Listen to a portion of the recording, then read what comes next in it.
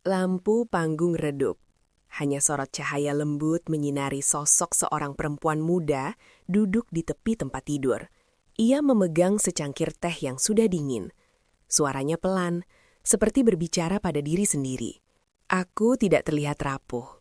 Kalau kamu melihatku di siang hari, di kantor, di kelas, bahkan di media sosial, kamu pasti mengira hidupku baik-baik saja, bahkan sempurna.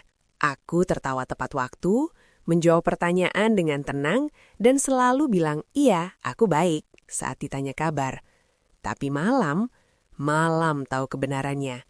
Setiap malam, begitu lampu kamar dimatikan dan suara kota mulai meredup, aku melepas topeng itu, perlahan, seperti mengelupas kulit yang bukan milikku. Dan di sanalah, di kegelapan yang tak menghakimi, aku menangis. Tidak ada yang tahu, aku nangis setiap malam.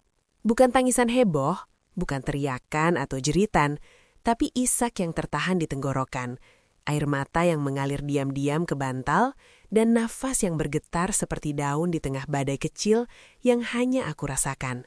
Awalnya, aku menangis karena kehilangan.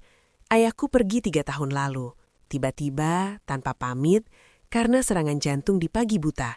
Aku yang harus mengurus semua, surat kematian, pemakaman, ibuku yang lumpuh oleh kesedihan.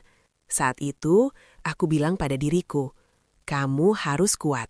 Kalau kamu runtuh, siapa yang menjaga ibu?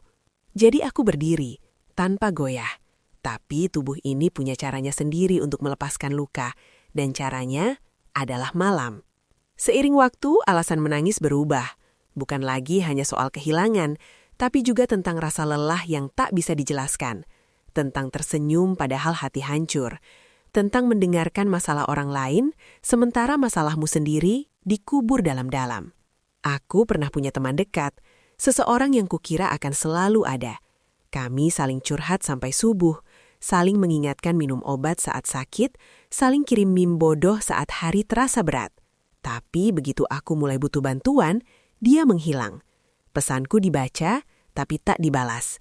Undanganku ditolak dengan alasan sibuk. Sampai akhirnya aku sadar, ternyata persahabatan itu bersyarat. Kamu boleh rapuh, asal jangan terlalu lama. Kamu boleh sedih, asal jangan mengganggu kenyamanan orang lain. Jadi aku belajar diam, lebih aman, lebih mudah. Dan malam jadi satu-satunya ruang di mana aku boleh jujur.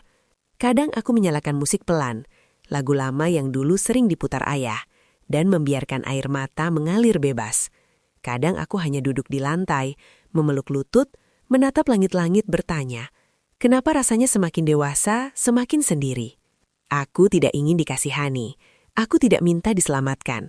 Aku hanya ingin seseorang tahu bahwa di balik senyumku ada ribuan pertanyaan yang tak terjawab.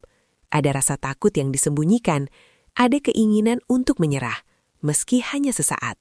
Tapi aku tetap bangun setiap hari, mandi, pakai baju rapi, minum kopi, lalu keluar, menghadapi dunia seolah tak ada yang salah. Karena itulah yang diharapkan dariku. Karena itulah yang ku bisa lakukan, untuk bertahan. Namun di suatu malam, sekitar 2 minggu lalu, ibu tiba-tiba mengetuk pintuku. Aku buru-buru menghapus air mata, pura-pura sedang membaca buku. Tapi ia masuk, duduk di sampingku, lalu berkata pelan, aku dengar kamu menangis lagi, nak. Aku terdiam, tak bisa berbohong. Ia tak marah, tak menyuruhku berhenti. Ia hanya memelukku, pelukan yang hangat, lembut, dan penuh pengertian. Lalu berbisik, menangis itu boleh, asal jangan lupa, kamu tidak sendiri. Itu pertama kalinya dalam bertahun-tahun aku menangis, dan ada yang memelukku.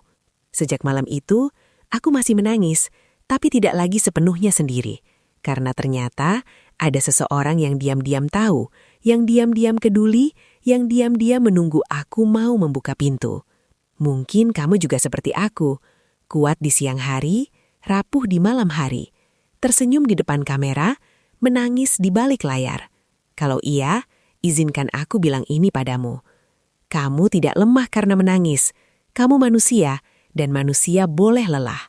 Jangan biarkan malam jadi satu-satunya tempatmu jujur. Coba percaya, ada orang yang mau tinggal meski kamu tidak sempurna. Ia meletakkan cangkir teh di meja kecil, berdiri perlahan, menatap jendela di mana bulan bersinar redup. Aku masih menangis setiap malam. Tapi sekarang, aku mulai belajar menangis sambil berharap.